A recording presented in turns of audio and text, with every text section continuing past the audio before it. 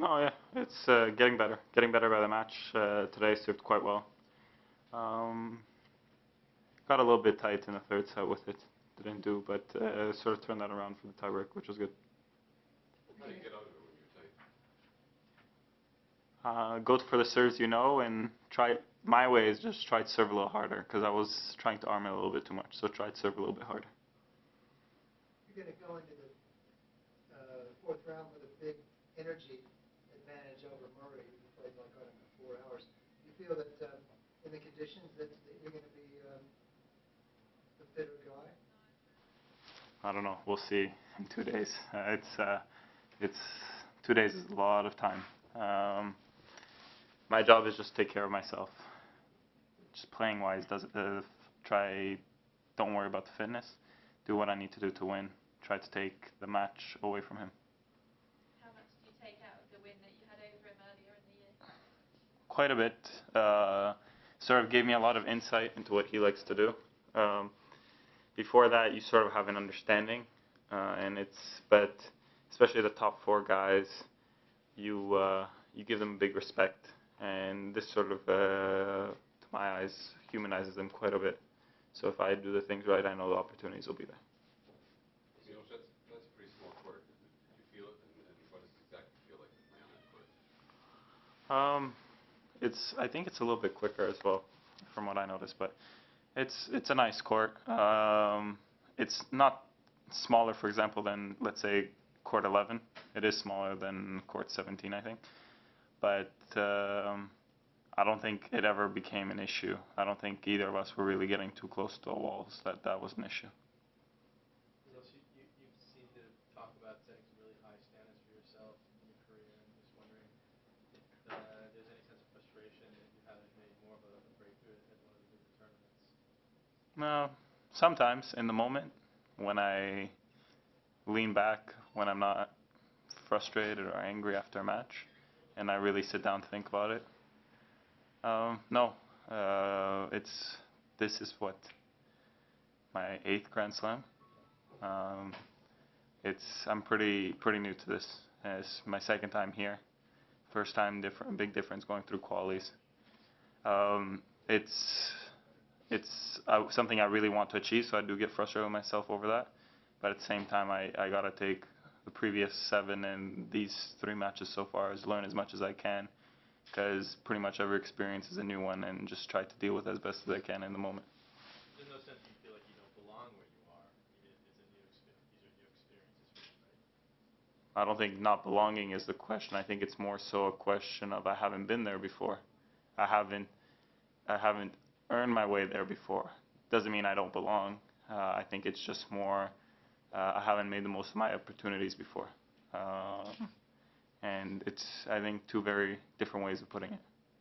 Will this be the biggest match of your life to play against Andy? It is an Ash night match or something. Will it be as big as any other match you've ever played?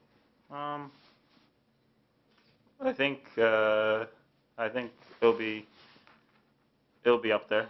The fact that it's a Grand Slam adds a little bit more to it, but at the same time, it's sort of a situation I feel very comfortable in. So it puts everything aside, and I know I can create my opportunities. I know what I'm capable of. I know what I can do. I just have to really step up and do it.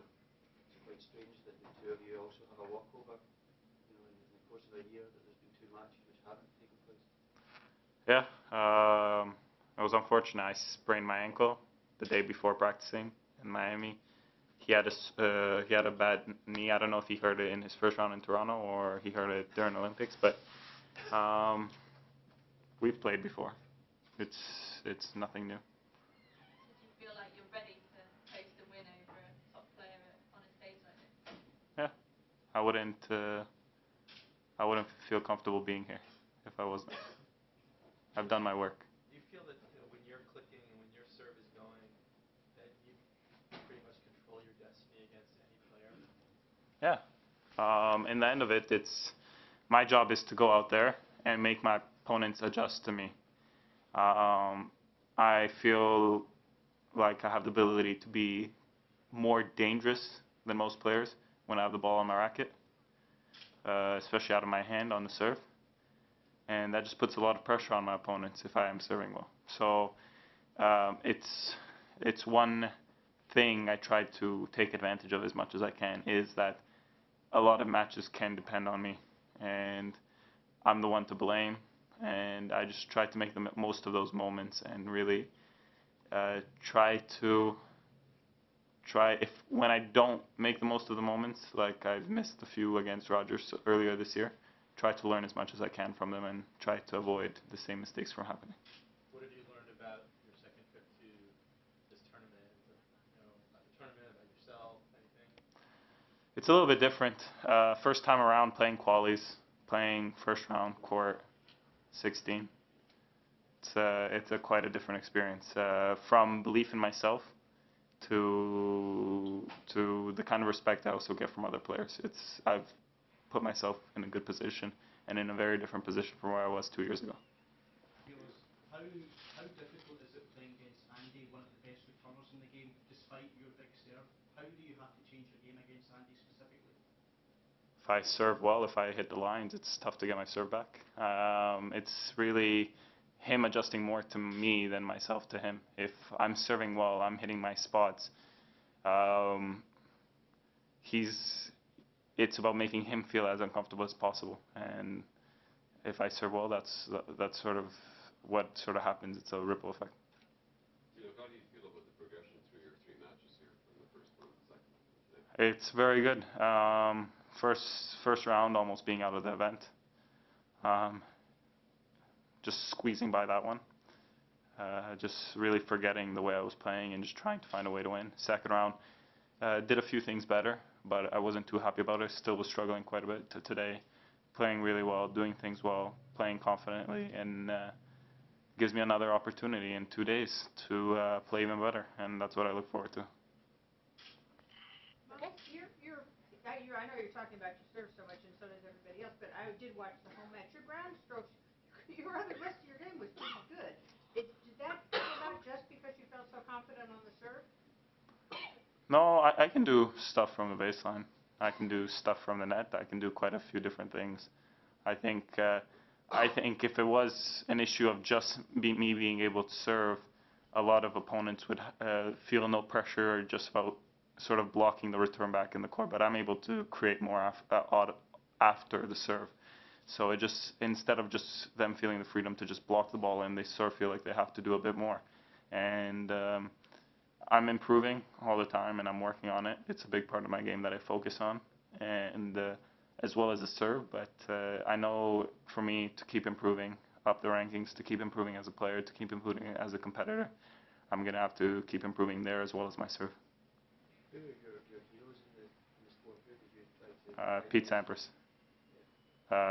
2 reasons. The matches most of the time depended on him. If he's playing well, there's not really too much you can do.